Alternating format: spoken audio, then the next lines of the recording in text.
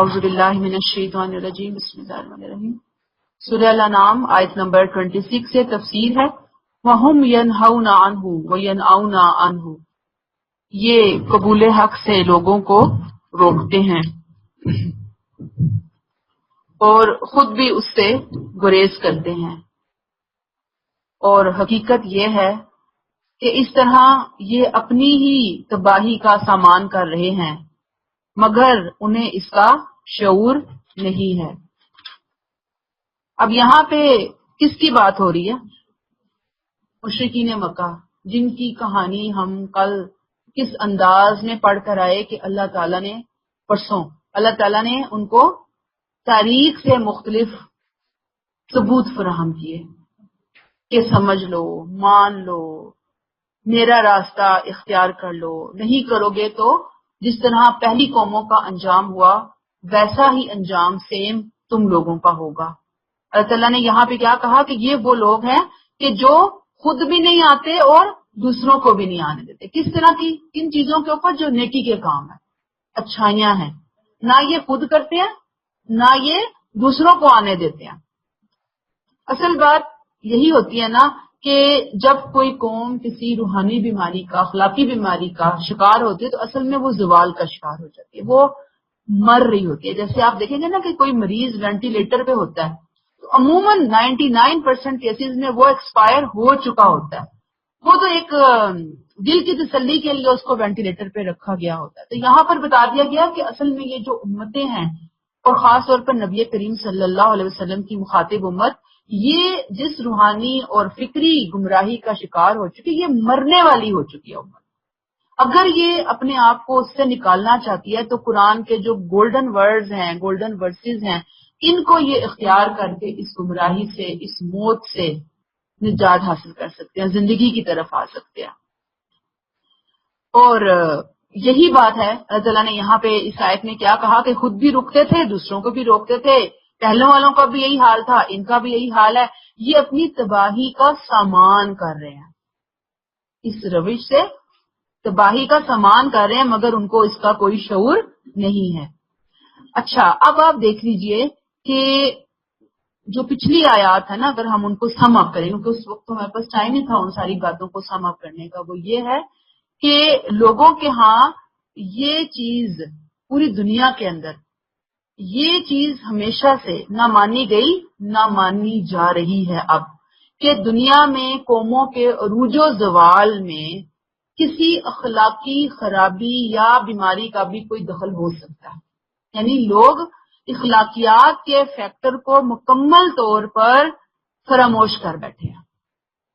وہ عروج و زوال کو کس اینگل سے دیکھتے ہیں کہ وسائل کی کمی ہے، طوفان جیسے میں نے آپ کو بتا آیا، زلزلہ آ گیا، کوئی حادثہ ہو گیا، کوئی آسمان کی بجلی گر گئی، کوئی اور معاملہ ہو گیا، یعنی وہ اس اینگل سے تو دیکھتے ہیں لیکن وہ اس اینگل کو بالکل درمیان سے سکپ کر دیتے ہیں۔ انبیاء کرام جب بھی آئے ہیں وہ قوموں کو اس اینگل کو جو اخلاقی فیکٹر تھا، ایمان اور اخلاق کے فیکٹر کو ہائی لائٹ کر کے سامنے کرنے کے لیے ہیں، جو لوگوں کی نظروں سے اوجھل ہو چکے ہوتے ہیں۔ انبیاء کرام کا یہ کام ہے، قرآن کا یہ کام ہوتا ہے۔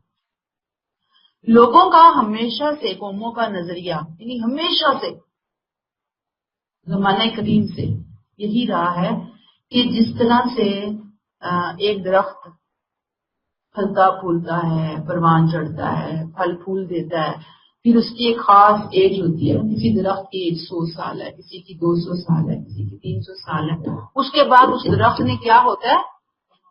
جانا ہی ہوتا ہے، ختم ہی ہونا ہوتا ہے، بوڑھا ہونا ہوتا ہے، سوکھنا ہوتا ہے۔ تو وہ کہتے ہیں کہ یہ قومیں بھی ایسی درختوں کی طرح ہوتی ہیں، وہ بھی جیتی ہیں، اپنی زندگی گزارتی ہیں اور پھر اس کے بعد وہ ایکسپائر ہو جاتی ہیں۔ تو اس میں اللہ کا دخل نعوذ باللہ کہاں سے آ گیا؟ وہ کہتے ہیں، ان کا قول قرآن میں ہم پڑھیں گے، وَمَا يُهْلِكُنَا إِلَّا الدَّهْرُ، ہمیں نہیں تباہ کرتی مگر گردش روزگار، زمانے کی گردش ہمیں تباہ کرتی ہے، اس کے علاوہ تو اور تباہی نہیں آتی۔ ظاہر بات ہے کہ اب جب قرآن ان کو ایک نظریے کی طرف بلا رہا ہے، ایک اپروچ کی طرف بلا رہا ہے کہ اصل چیز ایمان اور اخلاق ہے، تو انہیں سے شدید غصہ آ رہا ہے۔ یہ نبی کریم صلی اللہ علیہ وسلم مسلمانوں کے خلاف، قرآن کے خلاف آستینیں چڑھا چڑھا کر آتے ہیں۔ جو ایک امپیکٹ پڑ رہا ہے قرآن کی ان آیات کا پڑھ رہا تھا، وہ اس اثر کو زائل کرنے کے لیے کہتے ہیں ان ھذا الا اساطیر الاولین، کہ یہ تو قرآنوں کی کہانی ہے، ہمیشہ سے ایسے ہوتا ہے، یہ کون سا قرآن نیا نظریہ پیش کر رہا ہے۔ تو اللہ تعالیٰ یہاں پہ کہتے ہیں کہ اطمینان رکھو اللہ کے اس طریقہ تعلیم سے، اس فلسفے سے، یہ خود بھی رک رہے ہیں، دوسروں کو بھی روک رہے ہیں۔ تو یہ روکتے رہیں، یہ اصل میں اپنے پاؤں پر خود کلہاڑا مار رہے ہیں، انہیں اس چیز کا شعور نہیں ہے، یہ خود کو خود ہلاکت کی گمراہی میں ڈال رہے ہیں۔ یہ بات کلیئر ہو گئی آپ کو؟ آیت نمبر 27، وَلَوْ تَرَىٰ إِذْ وُقِفُوا عَلَى النَّارِ، اے نبی صلی اللہ علیہ وسلم کاش آپ اس وقت دیکھ پاتے جب یہ لوگ دوزخ کے کنارے پر کھڑے کیے جائیں گے۔ اس وقت وہ کہیں گے کہ کاش ہم دنیا میں پھر واپس بھیجے جائیں تاکہ ہم ایمان لا کر اپنے رب کی نشانیوں کو نہ جھٹلائیں اور ایمان لانے والوں میں شامل ہو جائیں۔ اس بات کی طرف اشارہ کیا جا رہا ہے، آخرت کی طرف اشارہ ہے، مستقبل کی ایک پیشن گوئی کی جا رہی ہے، نبی کریم صلی اللہ علیہ وسلم کو، صحابہ کو تسلی دی جا رہی ہے، دوسری طرف مخاطبین کے کانوں کو کھولا جا رہا ہے یہ کہہ کر کہ اے نبی کاش ایسا ہوتا کہ آج آپ اس دنیا میں ہوتے ہوئے اس منظر کو دیکھ سکتے جیسے کوئی اپنی آنکھوں سے یا دیکھ رہے جب آپ ڈرامہ دیکھ رہے ہوتے ہیں، کوئی منظر دیکھ رہے ہوتے ہیں نا، ہم کوئی پاسٹ کی چیز دیکھ رہے ہوتے ہیں، ہم کوئی فیوچر کی چیز دیکھ رہے ہوتے ہیں، تو اللہ تعالیٰ کہتے ہیں کہ آپ اس منظر کو دیکھ سکتے کہ یہ لوگ دوزخ کے کنارے پہ کھڑے ہوئے ہیں، کنارہ ایسا ہے کہ بس اب ان کو دھکا دیا جانا بیچ میں۔ اس وقت کی سچویشن، اس وقت کے ان کے ڈائلاگز کاش آج آپ سن سکتے، تو آپ دیکھتے کہ یہ وہاں پر کیا بات کر رہے ہوں گے، کس حسرت کا اظہار کر رہے ہوں گے، کاش ہم دوبارہ دنیا میں واپس بھیجے جائیں، کاش ایک موقع اور مل جائے۔ جب ہمیں وہ موقع ملے تو وہاں پر جا کر ہم کیا کریں، وَلَا نُكَذِّبُ بِآيَاتِ رَبِّنَا، آج تو ہم نے بڑا جھٹلا لیا رب کو، انبیاء کرام کو، اس کی نشانیوں کو، ہمیشہ سے ساری امتیں جھٹلاتی آئیں۔ تو یہ مخاطبین ہے نبی صلی اللہ علیہ وسلم، آپ کے مخاطبین بھی یہی کہیں کہ آج تو ہم نے جھٹلا لیا لیکن کاش ہمیں ایک موقع ملے کہ ہم دوبارہ دنیا میں جائیں اور جا کر اپنے رب کی آیات کو نہ جھٹلائیں اور کیا ہو جائیں، وَنَكُونَ مِنَ الْمُؤْمِنِينَ۔ اس آیت سے یہ جو لفظ ہے نا فقالو، وہ کھڑے ہوں کہیں گے یا لیتنا، ہائے افسوس، اے حسرت، یہ حسرت کا جملہ ہے، اعتراف جرم کا جملہ ہے۔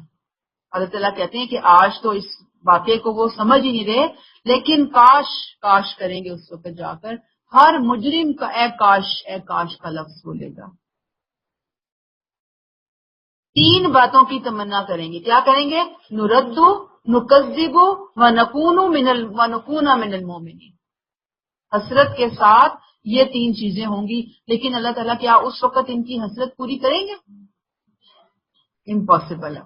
جو ٹائم ہے یہی ٹائم ہے، یہی ٹائم پیریڈ ہے، یہی مہلت ہے۔ یہ ہم کہتے ہیں نا بار بار، ہم اپنے لیکچرز میں ایک چیز کو بار بار کوٹ کرنے کی کوشش کرتے ہیں کہ زندگی کی مہلت ایک ہی دفعہ ملی ہے، جو کرنا ہے اسی میں کرنا ہے، اور پھر اس مہلت میں آپ دیکھ لیں کچھ ٹائم تو بچپن کے گزر جاتے ہیں، کچھ ٹائم بڑھاپے کے اندر بیماریوں کی نظر ہو جاتے ہیں، جو آپ کے پاس ایک قیمتی ایسڈ، آپ کا جو ٹائم ہے، جو آپ کا ٹائم فریم ہے جس کے اندر کوئی کام کرنا ہے، وہ آپ کی جوانی کا ٹائم پیریڈ ہے، وہ ہمارے پاس فارغ نہیں ہوتی ان کاموں کے لیے، تو جو کرنا ہم نے اسی ٹائم سے فائدہ اٹھانا ہے۔ اللہ ہمیں توفیق عطا فرمائے۔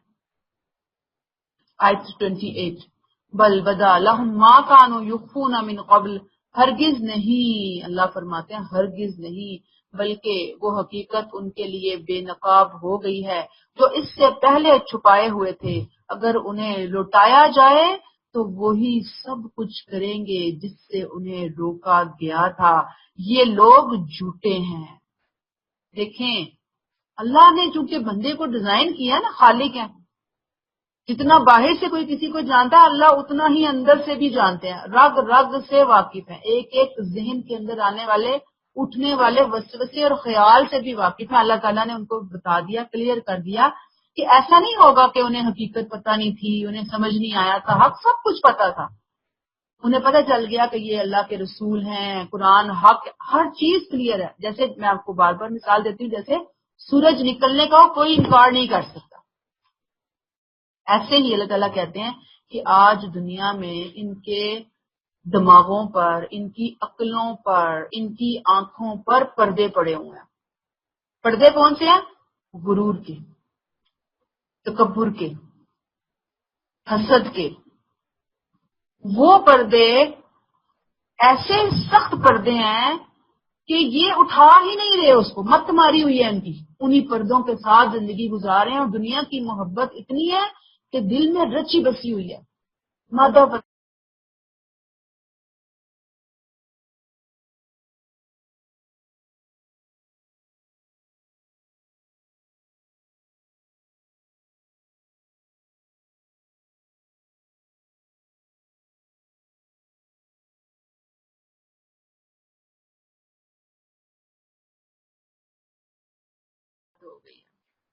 یہ جو اتنی چیزیں حاوی ہو گئی ہیں نا، یہ ختم نہیں ہونے والی، یہ بہت بڑی بلائیں ہیں، آپ سمجھ لیں۔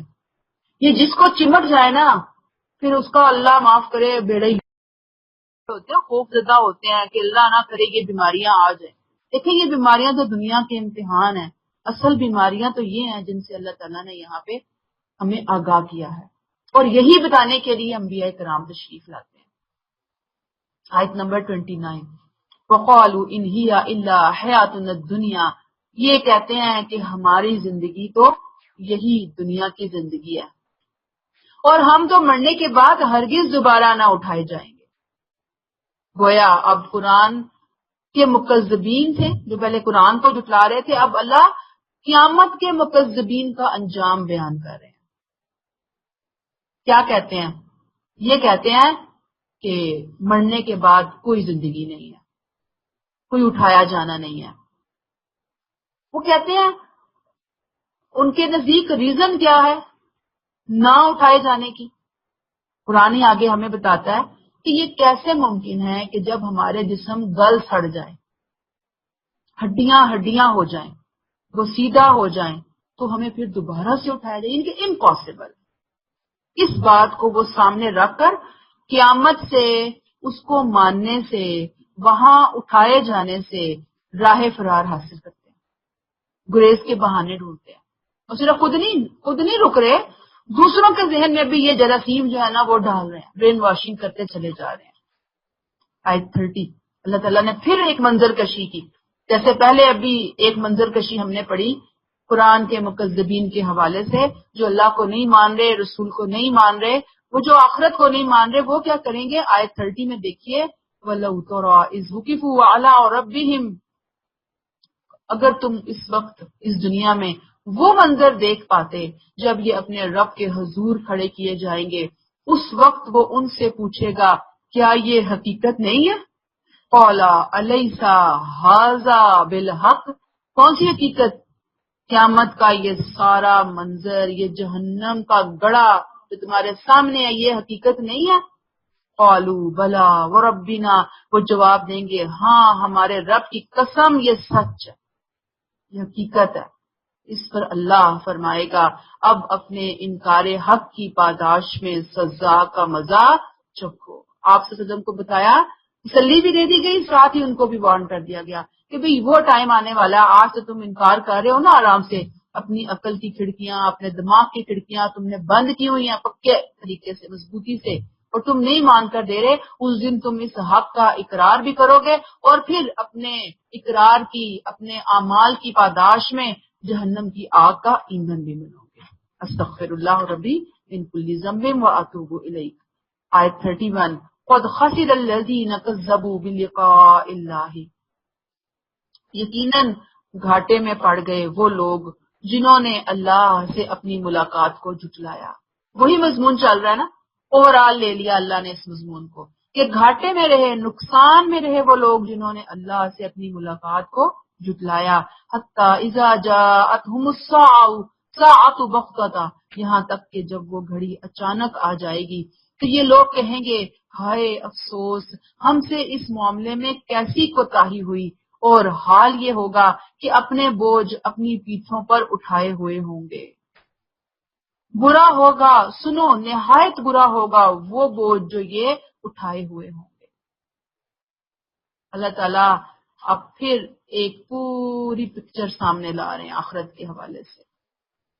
آج تو لوگ جھٹلا رہے ہیں اور ٹھنڈا دودھ لسی پی کر آرام کے مزے سو رہے ہیں، سکون کی نیندیں اختیار کی ہوئی ہیں.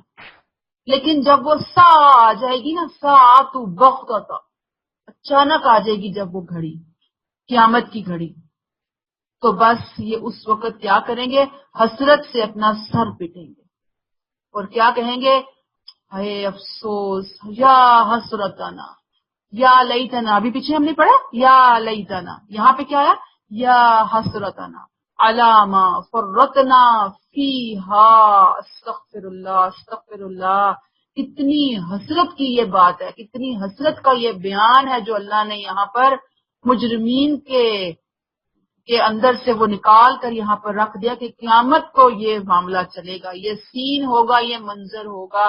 یا حسرتنا، اے اللہ ہائے افسوس ہم نے اس معاملے میں کیسی کوتاہی، کیسی کمی کی. اور حال کیا ہوگا، یحملون اوزارہم علی ظہورہم، اپنی پیٹھوں پر اپنے گناہوں کا بوجھ لادے ہوئے ہوں گے، دنیا کے گناہوں کی سزا کو لادے ہوئے آئیں گے. استغفر اللہ. اللہ تعالیٰ کہتے ہیں سنو سنو، اللہ ساء ما یزرون، بڑا برا ہے وہ بوجھ جو یہ اٹھائے ہوئے ہوں گے، وہ کوئی آسان نہیں ہے اس کا اٹھایا جانا. قیامت کے بارے میں حدیث پاک ہے کہ لوگ خرید و فروخت کر رہے ہوں گے، کہتے ہیں کہ لقمہ اٹھانے والا ابھی لقمہ توڑ کے منہ میں ڈال نہیں پائے گا تو قیامت آ جائے گی. کپڑا پھاڑنے والا کپڑا پھاڑنے کا آغاز ہی کرے گا تو قیامت آ جائے گی. سوچ لیجئے کہ آئے گی تو پھر آنن فانن آئے گی. اور پھر حدیث سے پتہ چلتا ہے کہ قیامت کے دن جس نے کچھ مثالوں سے آپ صلی اللہ علیہ وسلم نے اللہ کے حکم سے واضح فرمایا کہ جس نے کوئی چیز چرائی ہوگی نا، مال غنیمت ہے یا کوئی چوری کا سامان ہے، کوئی کپڑا ہے، کوئی جانور ہے، کوئی اور چیز ہے، تو وہ سب چیزیں اس کے کندھے پہ سوار ہوں گی اور وہ بلبلا رہی ہوں گی. دور سے نظر آئے گا وہ بندہ اٹھائے ہوئے آ رہا ہوگا ان چیزوں کو، اس کپڑے کو، اس بکری کو، اس اونٹ کو، اس زمانے کی چیزیں تھی نا، تو وہ آ رہا ہوگا اور وہ دور سے پتہ چل رہا ہوگا کہ یہ بندہ چور آ رہا ہے، یہ خائن آ رہا ہے، یہ بد عہد آ رہا ہے، یہ فلاں مجرم آ رہا ہے. انہیں مجرموں کے تو چہروں، شکلوں، پرسنالٹی سے اللہ تعالیٰ کہتے ہیں پتہ چل رہا ہوگا.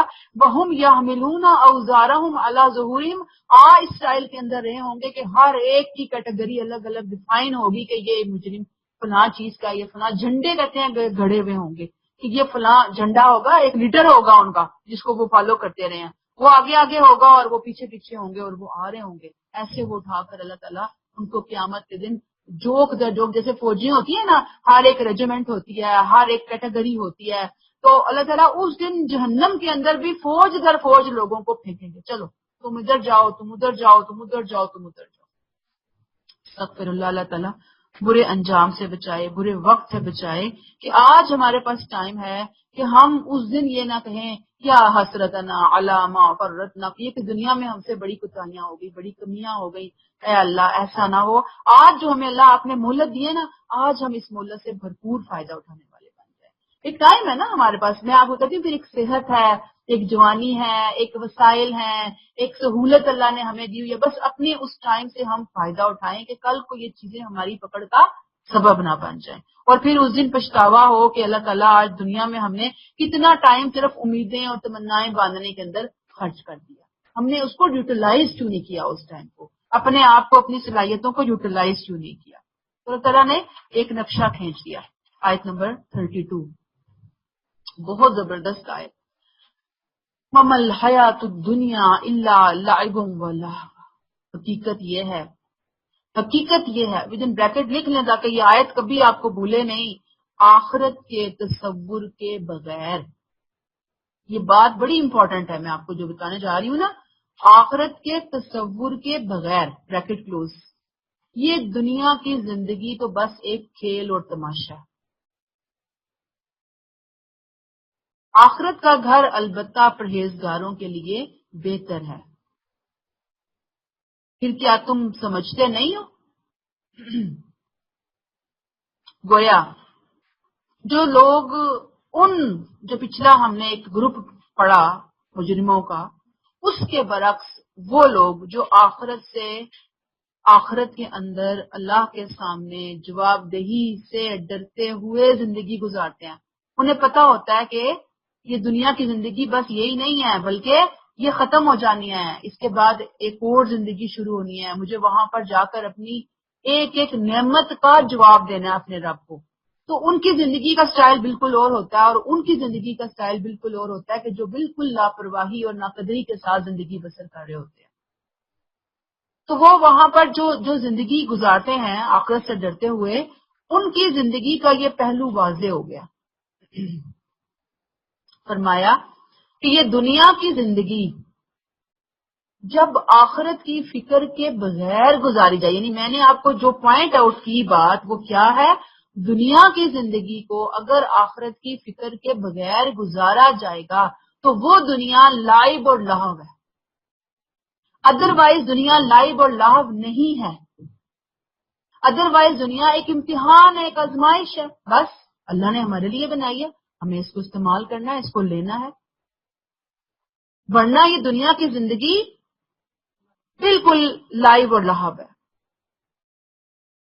گویا دنیا کی زندگی کو کب کنڈیم کیا جا رہا ہے؟ جب آخرت کی فکر کو بیچ میں سے نکال دیا جائے. ہمارے ہاں کچھ بدقسمتی سے اسکول آف تھاٹ نے، مسلم اسکول آف تھاٹس نے یہ کنسپٹ لے لیے کہ شاید دنیا کی زندگی بہت ہی کوئی بری اور مکروہ اور کوئی گندی اور کوئی قابل اعتراض چیز ہے. اس کو نہیں استعمال کرنا، اس کو نہیں اختیار کرنا. نہ اچھا پہنو، نہ اچھا اوڑھو، نہ اچھا کھاؤ، نہ اچھا استعمال کرو، کوئی اچھا کام نہ کرو. ایک رہبانیت کا تصور جو ہے وہ اسلام کے اندر انہوں نے فٹ کرنے کی کوشش کیا. اور انہوں نے کیا کہا کہ دنیا کیا ہے؟ لائب اور لہو ہے. دیکھیں لائب اور لہو کب بنے گی؟ جب میں نے آپ کو کیا کہا، جب آخرت کی فکر نہیں ہے ہمارے اندر، تو پھر وہ لائب اور لہو بن جائے گی.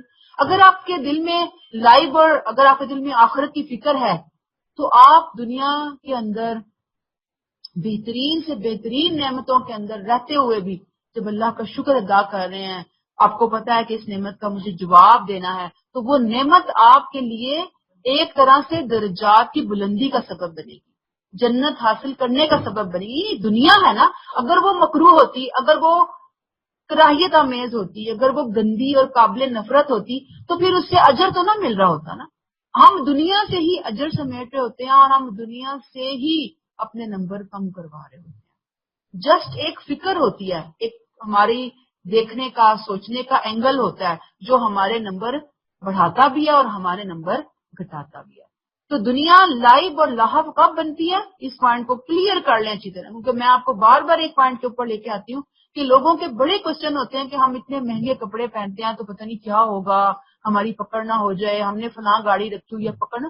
پکڑ نہیں ہوتی ان چیزوں پہ، اللہ نے دی ہے تو استعمال کریں وہ چیزیں. اس میں سے اللہ کا حق نکالیں، آپ اللہ کے بندوں کا حق نکالیں، آپ اللہ کے ساتھ اپنے دل کو جوڑ کر رکھیں، اس کی شکر گزاریوں میں مصروف رہیں، اس کے کلام کے ساتھ جڑیں، پھر آپ جو مرضی استعمال کریں. کس نے پوچھنا ہے، کس نے پکڑنا ہے؟ آپ نے ایک بیلنس لائف سٹائل اختیار کیا ہوا نا. اگر نہیں ہے، اگر یہ نہیں ہے تو پھر دنیا واقعی لائب اور لہو، پھر تو بہت پکڑے گی دنیا.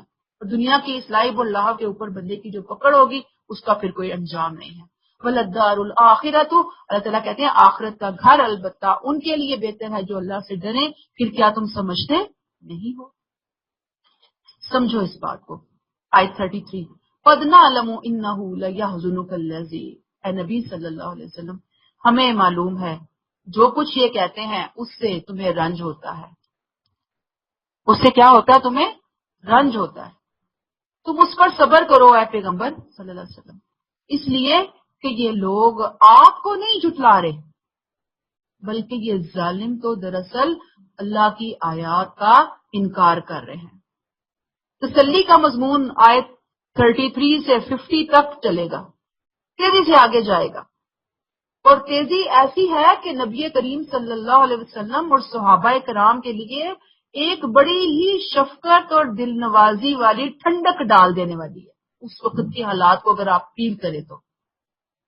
غضب کا جو پہلو اس میں ہمیں فیل ہوتا ہے وہ سارے کا سارا ان مجرموں کی طرف ہے، ہٹ درموں کی طرف ہے۔ آپ اور آپ کے صحابہ کے لیے تو بس شفقت ہی شفقت ہے، جو بار بار آپ سے کہتے ہیں معجزے دکھاؤ، نعوذ باللہ کتاب نیچے آئے، ہم خود ٹچ کریں، پیچھے پڑی ہے نا ساری آیات، ہم یہ کریں ہم وہ کریں، یہ مطالبات یہ خواہشات، تو آپ صلی اللہ علیہ وسلم کو یہ ہے پریشانی کہ اللہ تعالیٰ کو ایک آدھ معجزہ دکھا ہی دیں، کیا پتہ یہ مان لیں، کیا پتہ یہ جہنم کی آگ سے بچ ہی جائیں، اللہ تعالیٰ آپ یہاں پہ آپ صلی اللہ علیہ وسلم کو بتا رہے ہیں کہ نہیں، یہ نہیں ماننے والے، یہ تو جہنم کی آگ کے سامنے کھڑے ہو کر بھی جو وعدہ کریں گے دنیا میں ان کو دوبارہ بھیجوں گا، انہوں نے پھر وہی کچھ کرنا ہے، ان کے لیے آپ کیا پریشان ہوتے ہیں نبی صلی اللہ علیہ وسلم؟ یہ جو آپ کو جھٹلا رہے ہیں نا، اصل میں یہ آپ کو نہیں جھٹلا رہے، یہ اللہ کی باتوں کو جھٹلا رہے، ان کا مقابلہ ان کی جنگ اللہ سے ہے، اور جب اللہ سے ہے تو ظاہری بات ہے کہ اللہ تعالیٰ پھر کیا کرتے ہیں، وہ جو سمجھنے والے ہیں وہ حکیم بھی ہیں، علیم بھی ہیں، خبیر بھی ہیں، ان اللہ علی کل شیء قدیر، ہر چیز پر قادر ہیں، وہ سب کچھ کر سکتے ہیں۔ انہوں نے یہ اتنی باتیں جو برداشت کی ہیں اللہ تعالیٰ نے، تو اللہ تعالیٰ ان کو اصل میں مہلت دے رہے ہیں، اللہ تعالیٰ چاہ رہے ہیں کہ یہ اگر تھوڑا سدھرنا چاہتے ہیں، اصلاح کرنا چاہتے ہیں تو اصلاح کر لیں، لہٰذا اے نبی صلی اللہ علیہ وسلم آپ پریشان نہ ہوئیے، اس میں ہے نا قد نعلم انہ لا یحزنک الذی، اللہ تعالیٰ کہتے ہیں اے نبی ہمیں پتہ ہے، ہمارے علم میں ہے یہ بات، مسلسل یہ ہمارے علم میں ہے کہ یہ مطالبات کر کر کے آپ کو دکھ دے رہے ہیں، آپ کو اذیت دے رہے ہیں، آپ کو پریشان کر رہے ہیں، اور اب اگر آپ کو پریشان کر رہے ہیں تو اصل میں یہ آپ کو نہیں کچھ کہہ رہے، آپ اس کو اپنی شخصیت کے اوپر مت لیجئے، آپ اپنے کردار پر نہ لیجئے، بلکہ یہ بآیات اللہ یجحدون، آپ تو کوئی بات اپنی طرف سے نہیں لے کر آئے، کوئی حکم اپنی طرف سے نہیں لے کر آئے، آپ کو تو اللہ نے گفٹ کیا ہے نا یہ ساری چیزیں، آپ تو ہمارا کلام ہماری کتاب لے کر آئے ہو، اس کو پیش کر رہے ہو ان کے سامنے، تو اس معاملے کو ہم پر چھوڑ دو، ہم ان ظالموں سے خود نبٹ لیں گے۔ آیت نمبر 34 وَلَقَدْ كُذِّبَتْ رُسُلٌ مِّن قَبْلِكَ، پچھلی والی 33 سے ملائیں تو یہاں پہ پہلے وہاں پہ آپ صلی اللہ علیہ وسلم کو تسلی دی گئی کہ ہمیں پتہ ہے یہ آپ کو جو اذیت دے رہے ہیں آپ کو نہیں دے رہے، ہمیں دے رہے ہیں، پریشان نہ ہوئے۔ یہاں پہ کیا کہا؟ وَلَقَدْ كُذِّبَتْ رُسُلٌ مِّن قَبْلِكَ، اے نبی صلی اللہ علیہ وسلم آپ سے پہلے بھی ایسے ہی بہت سارے رسولوں کو جھٹلایا گیا، مگر انہوں نے اپنی اس تکذیب اور ایذا رسانی پر صبر کیا۔ پہلے رسولوں کا رویہ اسوہ کیا ہے؟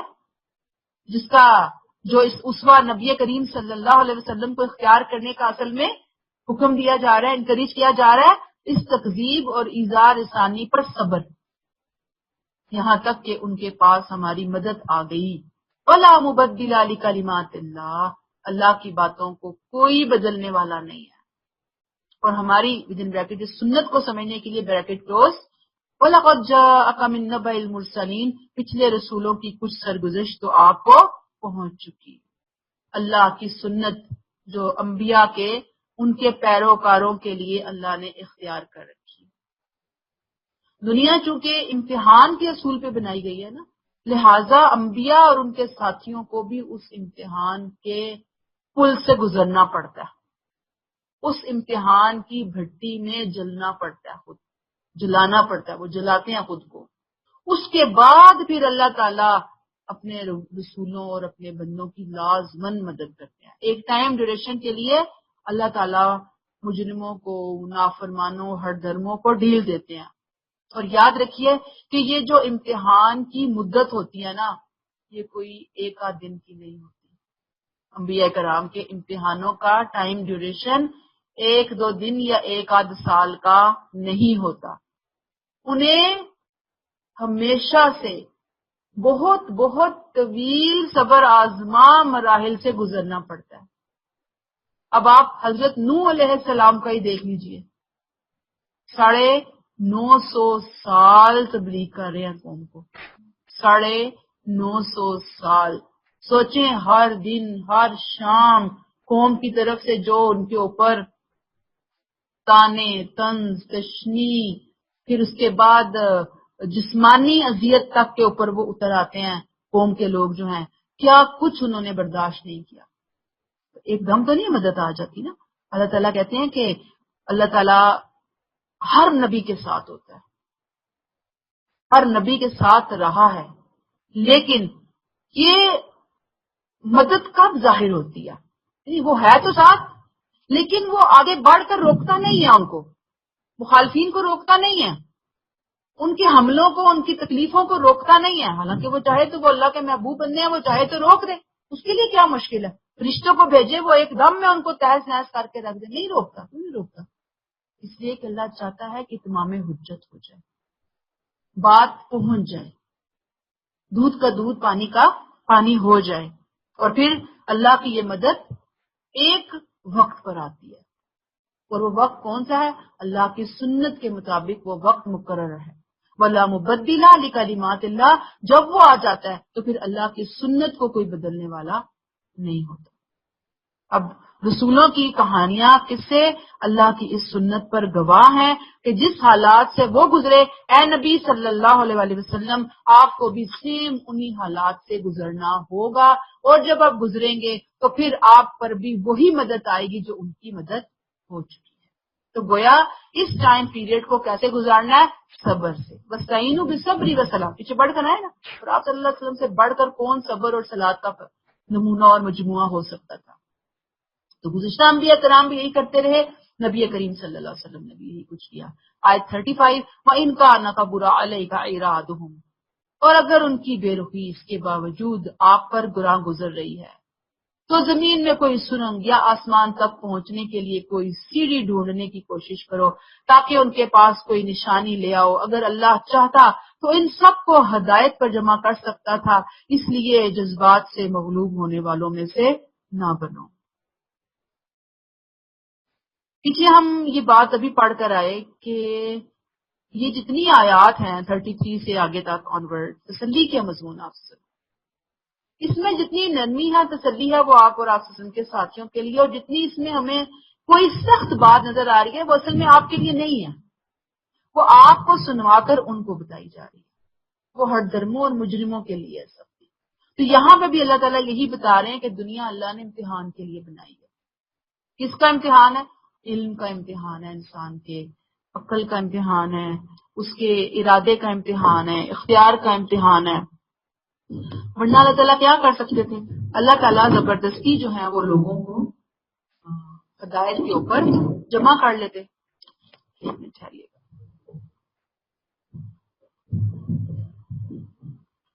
جی، اللہ تعالیٰ کیا کرتے ہیں؟ لوگوں کو زبردستی ہدایت کے اوپر جمع کر لیتے. اللہ کے لیے کوئی چیز مشکل تھی ہی نہیں. وَلَوْ شَاءَ اللَّهُ لَجَمَعَهُمْ عَلَى الْهُدَىٰ. اللہ جمع کر لیتے، لیکن اللہ نے ایسا نہیں کیا. کیوں نہیں کیا؟ اللہ کی ایک سکیم ہے، سنت ہدایت و ضلالت. وہ ایک ٹائم ڈیوریشن ہے، اللہ اس کے ذریعے گزارتا ہے. پوری دنیا میں آپ دیکھیں گے اللہ کی یہ سکیم چل رہی ہوتی ہے، تدریج والی سکیم. مثلا آپ دیکھیں کہ آپ ایک پہلے زمین کو صحیح کرتے ہیں، جھاڑ جھنکار دور کرتے ہیں، زمین صحیح کرتے ہیں، بیج بوتے ہیں، پانی دیتے ہیں، ہوا، بارش، سورج سب ملتے ہیں، کوآرڈینیٹ کرتے ہیں. آہستہ آہستہ وہ پودا چھوٹا ہوتا ہے، بڑا، اس کی کیئر ہو رہی ہوتی ہے، ہر چیز سے بچایا جا رہا ہوتا ہے، تب کہیں جا کر پھل کٹتا ہے اور پھر وہ ہمارے کھانے کے قابل ہوتا ہے. یہ ایک پروسیس ہے نا. دنیا کی ہر چیز، بچہ ہے، اب ماں کو 9 مہینے انتظار کرنا پڑتا ہے. اللہ چاہتے تو وہ ہر چیز آٹومیٹک سسٹم کے تحت بچے جو ہیں وہ آنکھ کھلتی پیرنٹس کی بچے سامنے ہوتے، آنکھ کھلتی جو ہے وہ فروٹ وغیرہ پھل سبزیاں ہر چیز گھروں میں موجود ہوتی، لیکن اللہ نے کائنات کو ایک سسٹم کے تحت بنایا نا، تو یہی سسٹم انبیاء کرام کے ساتھ بھی ہے کہ لوگ جو ہے اس امتحان سے گزرتے ہیں، اس پورے ابتلا کی جو بھٹی ہے یا جو آپ سمجھ لیں چکی ہے یا جو آپ کہہ لیں چھلنی میں کیا ہوتا ہے، چھانا جا رہا ہوتا ہے نا چھاچ کو، تو وہ جو اصل چیز ہوتی ہے وہ نکل جاتی ہے، جو کوڑا کرکٹ ہوتا ہے وہ چھلنی میں رہ جاتا ہے اور آپ اس کو اٹھا کر جا کے بن میں پھینک دیتے ہیں، ایسے چل رہا ہوتا ہے نا۔ تو اللہ تعالیٰ نے یہ گزارنے کے یہ امتحان بنایا، اے نبی صلی اللہ علیہ وسلم آپ کو اس سے گزرنا ہے۔ تو یہاں پر پھر وہی بات کہ آپ چاہتے تھے نا کہ کوئی معجزہ وغیرہ دکھا دے، بہت زیادہ خواہش تھی آپ کی، بہت زیادہ تمنائیں تھی کہ کسی طرح میری قوم ایمان لے آئے۔ تو یہاں پر نبی کریم صلی اللہ علیہ وسلم کے جو جذبات تھے، یاد رکھیے وہ جذبات نفس نہیں تھے، نفس نہیں تھے، بلکہ سارے جذبات خیر تھے، آپ کے خیر کے جذبات تھے۔ آپ چاہتے تھے کہ لوگ آ جائیں، لیکن جب ظاہری بات ہے کہ وہ جو ایک لمٹ اللہ نے رکھی ہے، جو ایک لیول اللہ نے رکھا ہے، جب وہ جذبات محبت جذبات خیر اس لیول سے آگے آئے نا، تو اللہ تعالیٰ نے آپ کو روک دیا کہ نہیں، بس اے نبی صلی اللہ علیہ وسلم اس سے زیادہ نہیں، بس اس سے زیادہ اپنے آپ کو پریشان مت کیجیے، اس سے زیادہ اپنے آپ کو دکھ میں نہ ڈالیے، اس سے زیادہ آپ ان کے پیچھے غمگین مت ہوئیے۔ اور یہ جو رخ ہے نا، میں نے آپ کو پھر کہا، اس بظاہر یہ عتاب ہے اس آیت کے اندر نا، کہ اگر آپ کے اوپر یہ بے رخی گراں گزر رہی ہے تو زمین میں کوئی سرنگ بناؤ یا آسمان کے پہنچنے کے لیے کوئی سیڑھی ڈھونڈو، کوئی نشانی جو یہ چاہ رہے ہیں وہ لے آؤ۔ ایسی سختی نہیں ہے آپ کے لیے، یہ محبت ہے، شفقت ہے اللہ تعالیٰ کی۔ سختی کس کے لیے؟ ان بدبختوں کے لیے، ان ہر درموں کے لیے۔ تو آپ فرما دیا کہ یہ چیزیں جو ہے نا آپ کر لیں، ان کی طلب کے مطابق معجزے لے آئیں، لیکن یاد رکھو کہ معجزے آنے کے بعد بھی ایمان ان کے دلوں میں اترنے والا نہیں ہے، وہ لانے والا ہی نہیں ہے۔ اصل بات یہ ہے کہ یہ لوگ اپنے دل دماغ آنکھوں کانوں کو استعمال ہی نہیں کر رہے۔ اگر یہ استعمال کرتے تو کائنات کے ذرے ذرے چپے چپے کے اوپر اللہ نے اتنے معجزے بکھیرے ہوئے ہیں کہ جس کا انسان کے پاس کوئی جواب موجود نہیں ہے۔ انسان ایک چھوٹے سے بچے کو دیکھ لینا، کتنا بڑا معجزہ ہے وہ اللہ تعالیٰ کا۔ ایک بیج سے نکلنے کے بعد ننھے منھے بیج سے نکلنے چھوٹے سے پودے کو دیکھ لو، یہ بھی اتنا بڑا معجزہ ہے۔ اور کیا معجزے مانگتے ہیں یہ کہ اب آپ ان کو حصی معجزے دکھائیں، فلاں کریں، لے بھی آئیں گے تو ان کو ماننے کا معاملہ نہیں ہوگا۔ یہ بات کلیئر ہو گئی؟ تو اللہ تعالیٰ توفیق عطا فرمائے۔ میں نے آپ کو بتا دیا کہ اصل میں نبی کریم صلی اللہ علیہ وسلم کے حوالے سے جو معجزات والا معاملہ ہے وہ اتنا زیادہ سامنے نہیں اللہ تعالیٰ لائے۔ قرآن ہی سب سے بڑا معجزہ دے بھیجا آپ صلی اللہ علیہ وسلم کو، کیونکہ معجزہ لانا اللہ تعالیٰ کی حکمت کے خلاف تھا کہ جب معجزہ آ جاتا ہے نا کسی قوم میں تو پھر اس قوم کو نہ ماننے پر صفحہ ہستی سے ہٹا دیا جاتا ہے۔ نبی کریم صلی اللہ علیہ وسلم نے چونکہ قیامت تک کے لیے رحمت للعالمین اور انبیاء کرام میں ختم الانبیاء ختم النبیین بننا تھا، لہذا آپ کی قوم کو ختم نہیں کیا گیا۔ ایمان لانے کی موسٹلی لوگوں کو توفیق اینڈ میں آ کے نصیب ہو گئی اور پھر معاملہ ختم ہو گیا۔ اگر یہ شروع میں ہی معجزے دکھا دیے جاتے تو پھر معاملہ جو ہے وہ گڑبڑ ہو جانا، اس کو اللہ تعالیٰ نے ان کی باتوں کو اگنور کیا کہ چھوڑو، ابھی یہ مانگ رہے ہیں، اب انہیں سمجھ نہیں ہے، جب انہیں سمجھ آئے گی تو یہ خود بخود سیدھے ہو جائے گی۔ آیت 36 انما یستجیب الذین یسمعون، ہماری اس دعوت کو وہی قبول کریں گے جو سننے والے ہیں۔ رہے یہ مردے کن کو کہا؟ عقل اور ضمیر کے مردے، فزیکلی مردے نہیں ہیں، لٹرلی مردے نہیں ہیں، مانوی مردے، عقل اور ضمیر جن کا مر چکا ہے، تو ان کا انجام اب یہی ہے کہ اللہ انہیں اٹھائے گا قیامت کے دن، پھر یہ اس کی طرف لوٹائے جائیں گے۔ یہاں یسمعون حقیقی معنوں میں جو سننے اور سمجھتے ہیں، سنتے اور سمجھتے ہیں، یسمعون ہماری اس دعوت کو وہی قبول کریں گے جو سننے والے ہیں۔ کون سننے والے ہیں؟ جو سن کر سمجھ رہے ہیں۔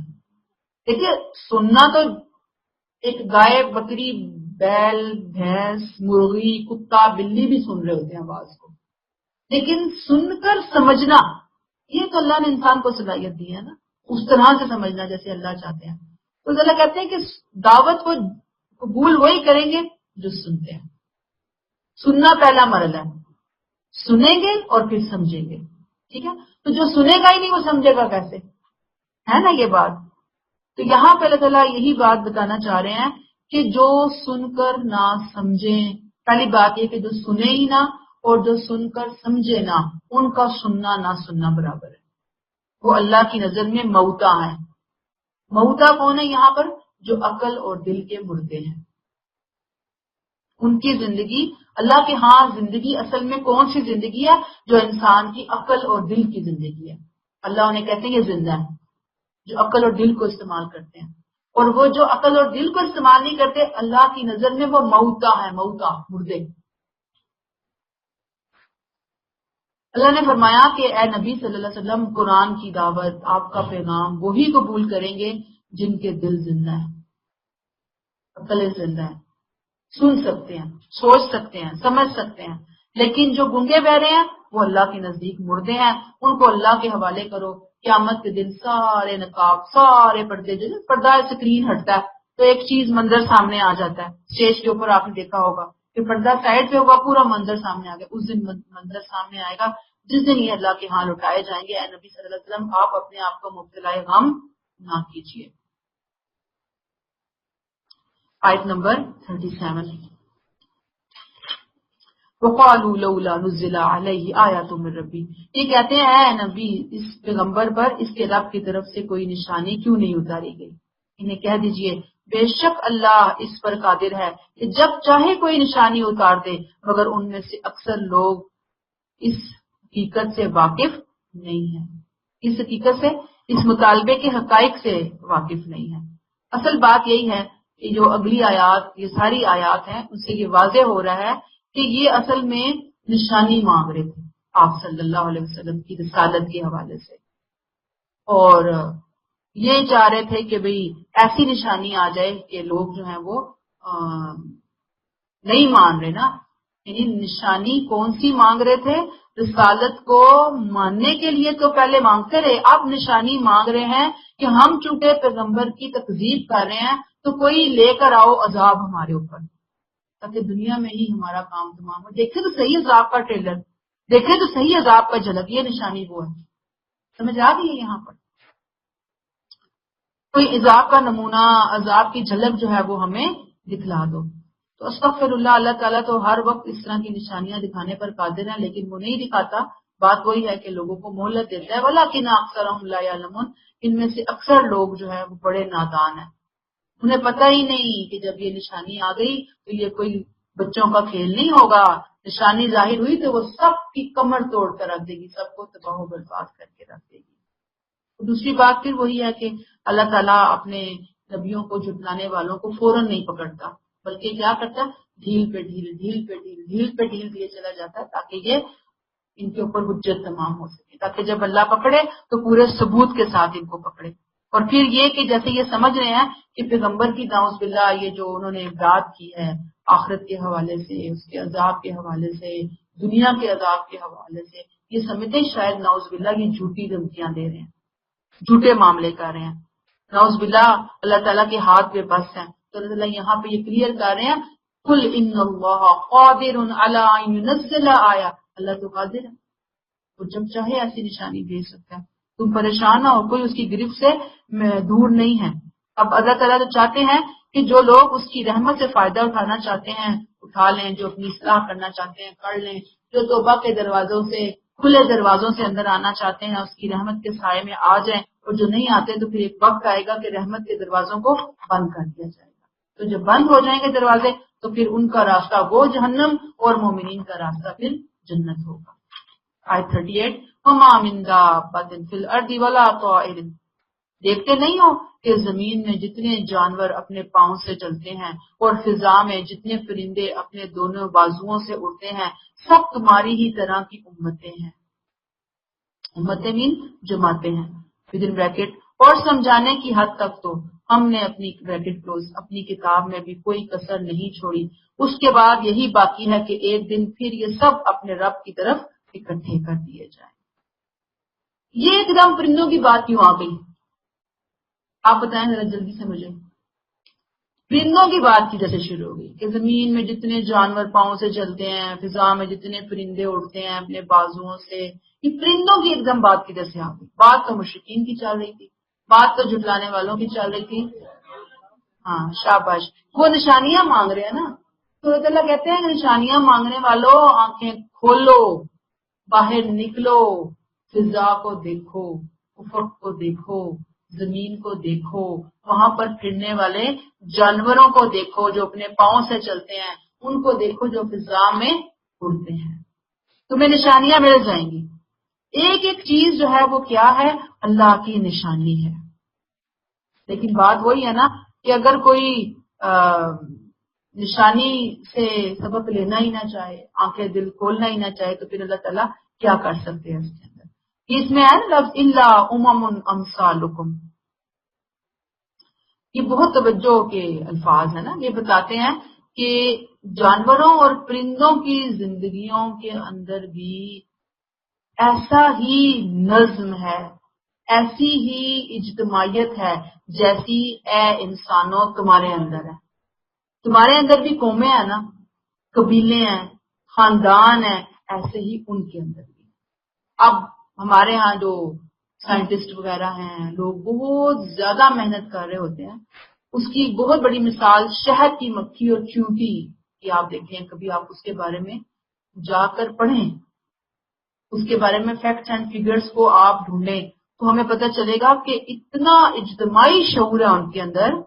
اکیلے اکیلے نہیں چلتی، وہ مل کر کمیونٹی کی شکل میں ایک چل رہی ہوتی ہیں اور رہ بس رہی ہوتی ہیں. پورے پورے ان کے سسٹم ہے، آرگنائزیشن ہے، ایک ہیڈ ہوتی ہے ان دونوں کی. کس طرح وہ کام کرتی ہیں، کیا ان کا اسٹائل. ایک ایک فیکٹ اینڈ فگر ہم لیں تو انسان جو ہے نا وہ عرش پر اٹھتا ہے کہ کیا سبحان اللہ، اللہ کی شان ہے. تو سائنس کے جو حقائق ہیں، آج تو اللہ تعالیٰ نے ان کو حقائق کو ہمارے نظروں سے ہٹا دیا کہ کتنی وہ انتھک محنت کرتی ہیں، کیسے کاموں کی تقسیم ہے، کیسے ذخائر فوڈ کے انہوں نے جمع کیے ہوئے ہوتے ہیں، رہائش کیسی ہوتی ہے ان کی، کیسے مستقبل کے معاملات سے وہ عہدہ برا ہو رہی تھی، پھر کیسے ان میں سے بہت سی چیزیں اور مخلوقات قربانیاں کر رہی ہوتی ہیں. تو اللہ یہاں کہتے ہیں الا امم امثالکم، بالکل تمہاری طرح کی امتیں ہیں. اور سمجھانے کی حد تک تو ما فرطنا فی الکتاب من شیء، ہم نے اپنی کتاب میں کوئی کسر نہیں چھوڑی. کسر فرطنا فی الکتاب، کتاب سے مراد قرآن ہے. کچھ نے یہاں پر کتاب سے مراد لوح محفوظ لیا ہے، رجسٹر لیا ہے. تو اللہ تعالیٰ نے یہاں پر دونوں طرح کی آیات ہے، لیکن زیادہ یہاں پر جو قرینے قیاس ہے چیز وہ قرآن ہی ہے. اللہ تعالیٰ کہتے ہیں کہ آفاق کی نشانیاں، پیغمبر کی رسالت کی نشانیاں، تاریخ سے مختلف دلائل، اخلاق کے دلائل، ہر چیز اللہ نے سمجھانے کے لیے اس کتاب کے اندر رکھ دیا. یہ بات سمجھ میں آئی آپ کو؟ صرف عقل کا جو اندھا ہے نا اس کو ہی یہاں سے کچھ سمجھ نہیں آئے گا، جو نہیں سمجھے گا ثم الی ربہم یحشرون، وہ جب اپنے رب کے حضور اکٹھا کیا جائے گا تو اس کو اللہ وہاں پہ سمجھا لیں گے. یہ جو لفظ ہے نا ما فرطنا فی الکتاب من شیء، ہر چیز ہم نے کتاب میں رکھ دیا. یہاں پہ ہر چیز سے مراد یہ نہیں کہ دنیا کے سائنس کے علوم اللہ تعالیٰ نے رکھ دی ہے، ٹیکنالوجی رکھ دی، میڈیکل رکھ دی، انجینئرنگ رکھ دی، ہلکے ہلکے ہنٹس دیے ہیں. اصل چیزیں جو یہاں پہ رکھی میں نے آپ کو شروع ہی میں لیکچر کے بتا دیا کہ ایمان اور اخلاق کو اللہ تعالیٰ نے ہائی لائٹ کیا کہ جو ہماری نجات کے لیے ضروری چیزیں تھیں، اللہ نے ان ضروری چیزوں کو ہر پہلو ہر اینگل سے سمجھایا. انبیاء کرام کے ذریعے سمجھایا، کائنات کے اندر بکھری ہوئی نشانیوں کے ذریعے سمجھایا ہے، آخرت کے دلائل دے کر سمجھایا ہے، انسان کے نفس سے دلائل دے کر سمجھایا ہے. اس کو بتایا ہے کہ ایمان اور اخلاق کی دعوت ہی اصل دعوت ہے. کلیئر ہو گئی یہ بات؟ آیت 39 والذین کذبوا بآیاتنا، وہ لوگ جو ہماری آیتوں کو جھٹلاتے ہیں. انہوں نے فیصلہ کر لیا جھٹلانے کا. سمم بکمن و بکمن فی الظلمات، وہ بہرے اور گونگے ہیں، تاریکیوں میں پڑے ہوئے ہیں. بریکٹ حقیقت یہی ہے بریکٹ کلوز کہ اللہ اپنے قانون کے مطابق جسے چاہتا ہے گمراہ کرتا ہے اور جسے چاہتا ہے سیدھے راستے پر لگا دیتا ہے. کہ جو لوگ قرآن کی آیات کی تکذیب کر رہے ہیں، اللہ کہتے ہیں وہ گونگے ہیں، وہ بہرے ہیں. حالانکہ آپ دیکھیں گے مشرکین مکہ، مخاطبین رسول صلی اللہ علیہ وسلم، یہود و نصارہ، میرا خیال ہے کہ ان کی جو ظاہری پرسنالٹی تھی، قرآن آگے جا کے نقشہ کھینچتا ہے کہ بڑی زبردست پرسنالٹی تھی. کھا کے پی کے مستی میں گم ہو کے بغیر کسی فکر کے جو بندہ زندگی گزارتا ہے، آپ دیکھیں اس کا لائف سٹائل، اس کی صحت ہی اتنی زبردست ہوتی ہے، چہرے سے نظر آ رہا ہوتا ہے کہ اس کو کوئی فکر فاقہ نہیں ہے. زندگی ایسے تھی. آئی سائڈ 6/6 ہوگی یقیناً. یہاں پہ اللہ کس بات کا ذکر کرے؟ سمون و بکمون، کون سا سننا، کون سا بولنا، کون سا دیکھنا، جو کہ اندر کا انسائڈ، جو آپ کی بصارت ہوتی ہے، جو کہ وہ جو صلاحیت ہوتی ہے، وہ اس سے فائدہ نہیں اٹھاتے. تو اللہ کہتے ہیں کہ ایسے لوگ تاریکی میں گرے ہوئے ہیں. تو جو تاریکی میں گرے ہوئے ہیں انہوں نے کسی نشانی سے کیا سبق لینا ہے؟ انہوں نے کیا رہنمائی لینی ہے؟ ان کو تو بلا بلا کے نبی کریم صلی اللہ علیہ وسلم تھک گئے. وہ تو ان کی مثال دی اللہ نے کہ لوگ جہنم کی آگ میں گرنے کے لیے جا رہے ہیں اور آپ کمر سے پکڑ پکڑ کر کھینچ کھینچ کر پیچھے لا رہے ہیں، پھر بھی کوئی ان کی اس بات کی قدر نہیں کر رہا، احساس نہیں کر رہا. تو پھر جو اگر ایسے جا رہا ہے، ایسے اندھے بہروں کا کیا علاج ہے؟ اللہ نے کہا میں یہ شاء اللہ یضللہ، اللہ کا ایک قانون ہے، اس کا ایک میرٹ ہے ہدایت دینے کا، اور اس کا ایک میرٹ ہے گمراہی کا. جو اس میرٹ پر پورا اترتا ہے اللہ اس کو ہدایت کے راستے پر ڈال دیتا ہے، جو اس میرٹ پر نہیں پورا اترتا اللہ اس کے لیے جہنم کی آگ کا راستہ آسان کر دیتا ہے. تو جو غلط روی پر اصرار کریں گے وہ کبھی بھی راستہ نہیں پائیں گے، اور جو سیدھے راستے پر چلے گا اللہ اس کو سیدھا راستہ عنایت فرما دیں گے. آیت 40 قل ارأیتکم ان اتاکم عذاب اللہ، اے نبی صلی اللہ علیہ وسلم ان مشرکوں سے کہیے بتاؤ اگر تم پر اللہ کی طرف سے کوئی عذاب آ جائے یا قیامت کی گھڑی آ جائے تو کیا تم اس وقت اللہ کے سوا کسی اور کو پکارو گے اگر تم اپنے دعوے میں سچے ہو؟ یہ ان کی جو مطالبہ نشانی تھی نا، مطالبہ نشانی عذاب. پیچھے انہوں نے کہا نا کوئی نشانی دکھاؤ، تو کون سی نشانی تھی؟ عذاب لے کر آؤ نا. لے کر کیوں نہیں آتے؟ لاؤ نا ٹریلر، ہم جتلا رہے ہیں، ہم نہیں مان رہے قرآن کو. اللہ تعالیٰ نے یہاں پر ایک خاص انسانی فطرت کے پہلو سے بتا دیا، توحید کے حوالے سے ایک ناقابل تردید اللہ تعالیٰ نے گواہی دے دی کہ اگر اس تنتنے کے ساتھ کہتے ہیں نا لاؤ لاؤ لاؤ عذاب لاؤ، اب بھی اگر کوئی آسمان سے عذاب کا ٹکڑا آ جائے ان کے اوپر یا کوئی وہ قیامت کی گھڑی آ جائے تو انہوں نے اس بچاؤ کے لیے کوئی دفاعی لائن بنائی ہوئی ہے؟ کوئی ناقابل تسخیر کوئی سنگ بنائی ہوئی ہے، کوئی قلعہ بنایا ہوا ہے، کوئی ٹھکانہ بنایا ہوا ہے؟ سب کچھ انہوں نے کر لیا کہ یہ اللہ تعالیٰ کو چیلنج کر رہے ہیں کہ عذاب لے کر آؤ اگر تم اپنے دعوے میں سچے ہو. اللہ کے علاوہ کسی اور کو پکارو گے؟ کوئی تمہارا ایسا اللہ کا شریک ہے جو آئے گا اور تمہاری مدد کرے گا اور تمہیں مصیبت سے نکالے گا؟ ایسا تو کچھ بھی نہیں ہے. آیت 41 بل ایاہ تدعون فیکشف ما تدعون الیہ، نہیں بلکہ ایسے ہر موقع پر اسی کو پکارتے ہو، پھر اگر وہ چاہے تو اس مصیبت کو تم پر سے دور کر دیتا ہے جس کے لیے پکارتے ہو. ایسے موقع پر تم اپنے ٹھہرائے ہوئے شریکوں کو بالکل بھول جاتے ہو. اللہ تعالیٰ کہتے ہیں ایک بہت بڑی دلیل کہ دنیا میں بھی جب تم پہ آزمائشیں آتی ہیں نا، تکلیفیں آتی ہیں، تم اپنے شریکوں کو بھول کے اللہ کو پکارتے ہو. جب وہ مطالبہ عذاب آ گیا نا تو تمہاری ساری وہ جو تمہارا جو تنتنا ہے، تمہارا جو غرور اور تکبر ہے وہ ختم ہو جائے گا اور تم نے فوراً اللہ کے سامنے جھک جانا ہے اور اللہ نے ہی تم سے وہ مصیبت جو ہے وہ ٹالنی ہے. اس وقت تم اپنے کسی شریک کو نہیں بلاؤ گے اور بھول چکے ہوگے. یہ توحید کے دلائل دے دیے نا اللہ تعالیٰ نے. آیت 42 وَلَقَدْ أَرْسَلْنَا إِلَىٰ أُمَمٍ مِّن قَبْلِكَ، اے نبی صلی اللہ علیہ وسلم تم سے پہلے بہت سی قوموں کی طرف ہم نے اپنے رسول بھیجے. ودن بریکٹ قوموں نے انکار کیا بریکٹ کلوز، تو ہم نے انہیں مالی اور جسمانی تکالیف میں مبتلا کیا تاکہ وہ عاجزی اختیار کریں. یہاں سے ایک بہت زبردست نیا لیسن آپ کے سامنے آ رہا ہے. اللہ کی ایک سنت بیان ہو رہی ہے کہ جب اللہ کسی کی طرف اپنا ایک رسول بھیجتا ہے، وہ عذاب جب قوم نہیں مانتی تو عذاب بھیجنے کے لیے وہ کیا طریقے اختیار کرتا ہے اس کے لیے اللہ نے تاریخ سے حوالہ دیا تاکہ جو قوم قریش ہے وہ تھوڑا سا اپنی آنکھیں کھولیں، اپنی عقل استعمال کر لیں۔ فرمایا کہ جب تم سے پہلے ہم نے بہت سی قوموں کے پاس رسول بھیجے تو کیا کیا؟ جب قوموں نے ماننے سے انکار کیا تو ہم نے کیا کیا؟ ان کو مختلف مالی اور جسمانی تکلیفوں میں مبتلا کر دیا۔ کیوں کر دیا؟ لعلہم یتضرعون، کہ ان کے دلوں میں اللہ کا خوف پیدا ہو اور وہ یہ سوچیں کہ اگر انہوں نے اللہ کا انکار کیا تو پھر ان کا کیا ہوگا۔ تضرع یہ قرآن کی خاص دل کے لیے ایک ٹرم ہے کہ جو دل کی خشیت کو ظاہر کرتی ہے، دل کی ابدیت کو ظاہر کرتی ہے، خدا کے آگے جھکنے کے لیے ظاہر کرتی ہے۔ یاد رکھیے کہ ہر تکلیف عذاب نہیں ہوتی بلکہ انسان کے لیے سبق ہوتی ہے، جو اللہ نے یہاں پر اپنی سنت واضح کر دی کہ بعض دفعہ لوگوں کو اپنے سے قریب کرنے کے لیے اللہ تعالیٰ لوگوں کو آزمائش میں ڈالتا ہے تاکہ اگر وہ آزمائش آئے تو بندوں کے اندر اور عاجزی پیدا ہو۔ اللہ چاہتے ہیں کہ بندے میں مزید عاجزی پیدا ہو، لہذا عاجزی پیدا کرنے کے لیے بندے کو سختی کے ساتھ آزمایا جاتا ہے، اس کو ہمبل بنانے کے لیے۔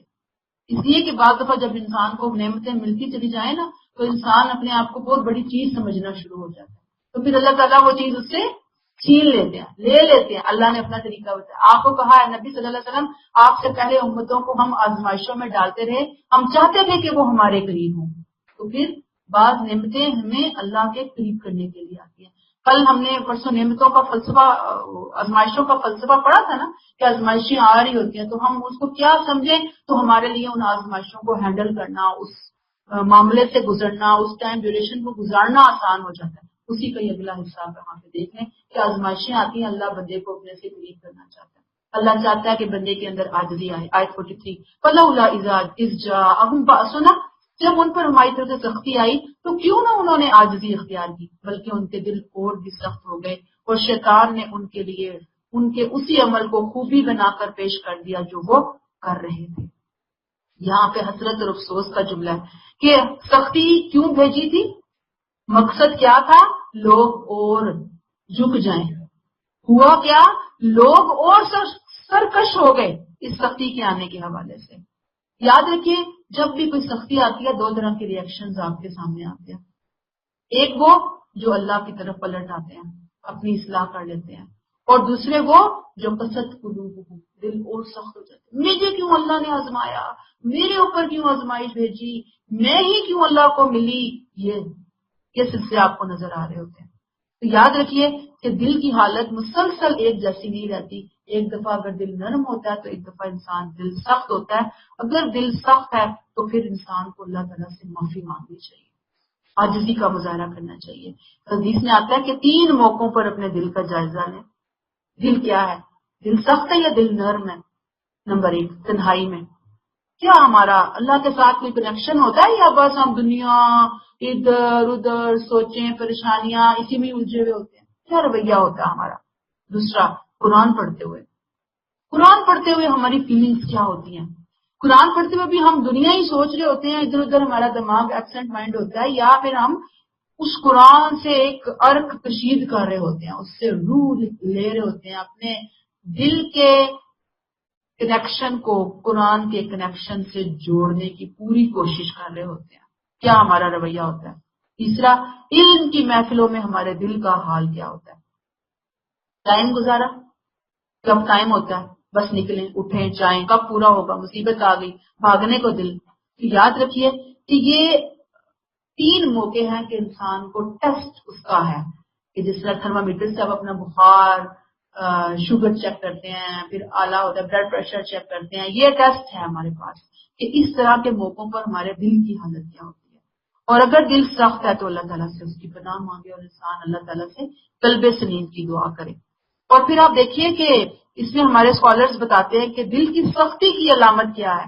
استغفر اللہ، کہ انسان لاپرواہی اختیار کر کے، دین کی ناقدری کر کے، کسی کو نقصان دے کر، ذلیل کر کے، نیچا دکھا کر انسان بڑا خوش اور مطمئن ہو کہ کچھ ہوا ہی نہیں، معاملہ ہی نہیں تھا۔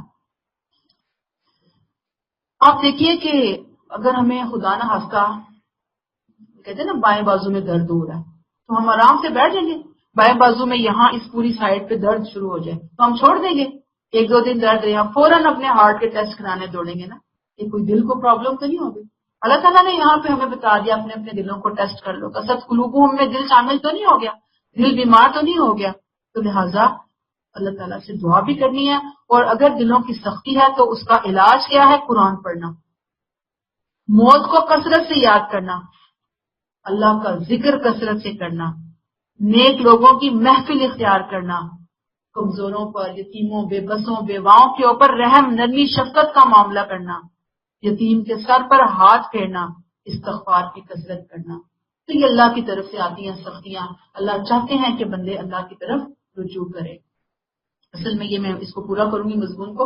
آیت 44 فلما نسوا ما ذکروا به، اللہ تعالیٰ کہتے ہیں پھر جس چیز سے انہیں یاد دہانی کرائی گئی تھی جب انہوں نے بھلا دی تو ہم نے بطور آزمائش ان پر خوشحالی کے دروازے کھول دیے. یعنی پہلے ان کو اپنی طرف لانے کے لیے ہم نے سختیوں کے اندر ڈالا کہ شاید یہ عاجزی اختیار کر لیں. بندوں نے نہیں مانا، ٹھیک، وہ ٹائم پیریڈ گزر گیا، آزمائش کا وہ پیریڈ ختم ہو گیا. پھر بھی انبیاء کرام کی بات کو، قرآن کی، اپنے نبیوں کی تعلیمات کو نہیں مانا تو اللہ تعالیٰ کیا کہتے ہیں کہ ان پر ہم نے بطور آزمائش خوشحالی کے دروازے کھول دیے.